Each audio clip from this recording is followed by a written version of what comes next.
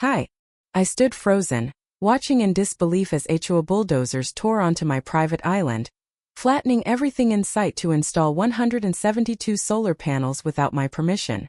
What would you do if a domineering HOA president and her lackeys turned your dream retreat into a construction wasteland? I bolted upright in bed, jolted awake by the deep rumble shaking my windows. Outside, yellow machines ripped through my garden fence. My pulse pounded as I stumbled onto the porch in my pajamas, shouting, "Stop! What are you doing on my land?" The workers didn't even glance my way, just kept plowing through my flower beds and toppling the saplings I planted last autumn. I fumbled for my phone and called the police. "There are bulldozers tearing up my yard," I pleaded. The officer's calm voice came back. "Sir, we've already heard from the Crestwood Cove HOA. They have permits for this." 6 months ago, I'd bought this island home, linked to the mainland by a narrow bridge, craving solitude. My deed swore it was private property. I threw on clothes and stormed across my ravaged lawn to confront whoever was behind this. A woman in a sleek suit stood by a black SUV, ticking off a clipboard. "Excuse me, what's going on?" I demanded. She looked up, mildly irritated. "Mr. Carter, I assume?" "I'm Lillian Hayes, president of the Crestwood Cove HOA. Why are you destroying my garden?" Lillian's smile was icy. "We've approved 172 solar panels for your eastern shore. It's for the community's good." My voice shook as I tried to stay calm. "This is my private island. You can't just—" "Actually, we can," she cut in, pulling a paper from her bag. "Section 8, Paragraph 12 of the Covenant you signed grants us access to waterfront properties for community upgrades." My stomach sank. I vaguely recalled signing a pile of documents at closing, but my lawyer had said it was routine. "I want to see that covenant again," I insisted. "Stop by the HOA office anytime," she said coolly. "But the work goes on." A second bulldozer smashed through my gazebo, where I'd savored coffee each sunrise. Workers marked spots for concrete bases. I called my lawyer, Ethan, who promised to dig into it. "Don't sign anything else," he warned. That night, I sat on my battered porch as floodlights glared, the crew working late. My serene lake view, saved for over 2 decades, was now a war zone. A small boat approached, my neighbor Clara Benson, an elderly woman who'd lived in Crestwood Cove forever. "I came as soon as I heard," she said, stepping onto my dock. "This isn't right. Can they do this?" "It's my property," I said helplessly. Clara sighed. "Lillian's changed rules since she took over 3 years ago." The solar idea was her campaign pitch, but we all thought it'd be on the community center roof. "Why my island?" Clara hesitated. "It's got the best sun exposure. And Lillian tried buying this place last year. The old owner wouldn't sell to her." A shiver ran through me. This felt personal. Ethan called the next morning, sounding grim. "The covenant has that clause, but it's odd. It looks recently amended." "I'll check county records." I headed to the construction site, where workers unloaded steel frames. "Where's MS. Hayes?" I asked. "Board meeting at the community center," one grunted. I took my boat across the lake. Inside the large building, about 40 neighbors sat listening to Lillian. "The solar project will cut electric bills by 35% and earn us green tax credits," she declared. I slipped into a back seat. A man raised his hand.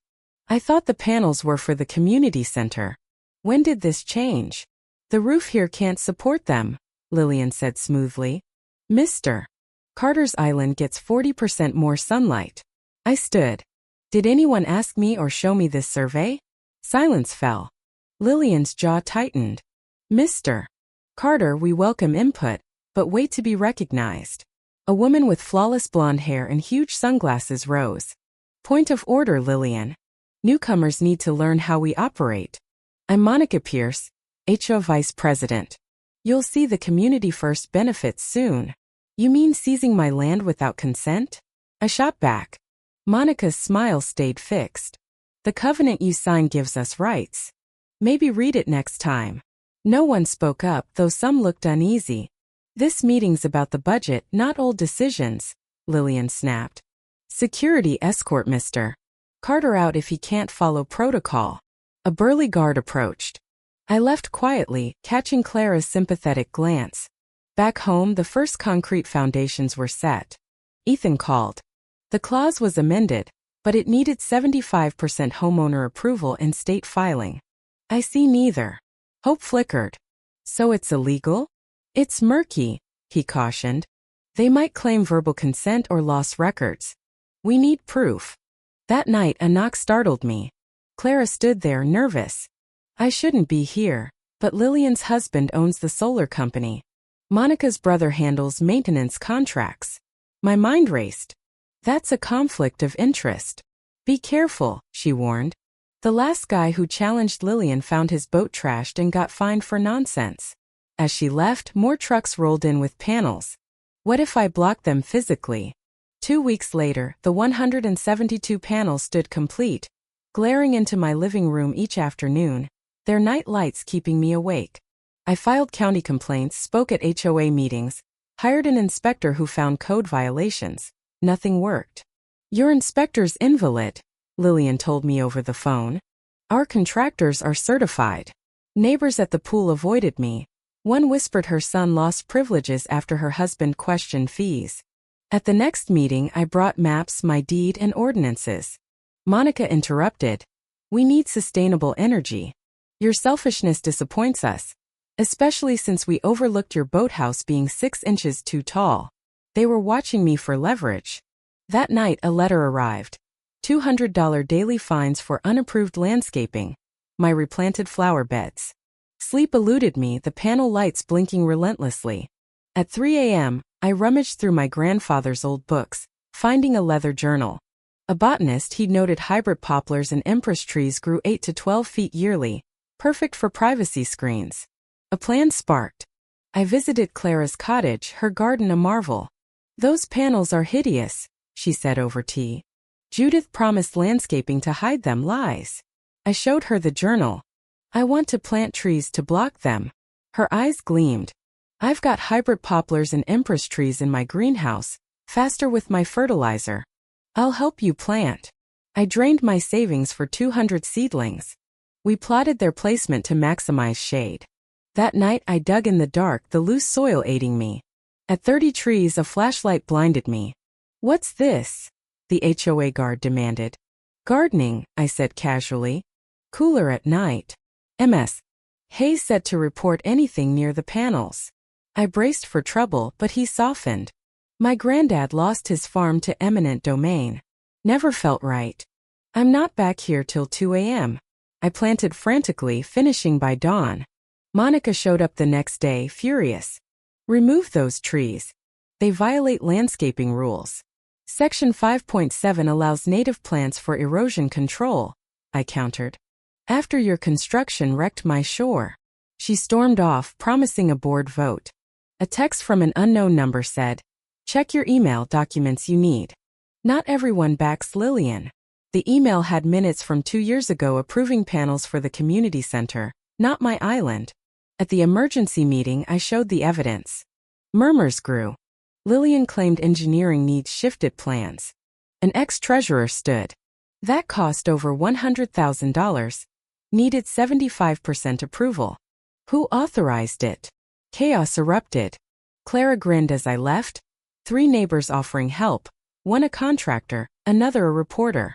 That night I slept well, dreaming of towering trees. A crash woke me at dawn. Landscaping crews were chainsawing my saplings. Who ordered this latest attack, and how far would I go to save my island? 6 months flew by in a haze of grit and defiance. I tended my trees daily, hands raw as they hit 5 feet, my quiet rebellion. Lillian watched from her boat, binoculars fixed on me. Across the lake, residents griped about panel glare and noise but feared her wrath. Then my trees cast their first shadows. An emergency meeting email arrived.